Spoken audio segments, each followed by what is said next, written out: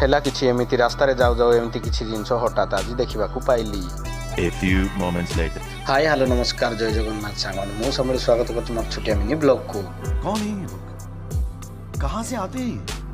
ଆଜି ନଥିଲା କିଛି କାମ, ତେଣୁ ଉଠିଲି ମୁଁ ଆଜି 8ଟାରେ। ଉଠିକି ବାହାରିଲି ଟିକେ ବାହାରକୁ। ବାହାରେ ଗଲା ବେଳକୁ ଦେଖୁଛି ଯେ ଏତେ ସୁନ୍ଦର ଦୃଶ୍ୟ, ଆମ୍ବ ଫୁଲ ହେଇଛି, ଆମ୍ବ ଫୁଲରେ ପ୍ରଜାପତି ସବୁ ବଇଛି, ଆପଣମାନେ ଦେଖିପାରୁଥିବେ। ଏମିତି ଦୃଶ୍ୟ କିଛି ଗାଉଁଲି ଏରିଆରେ ଦେଖିବାକୁ ମିଳିଥାଏ।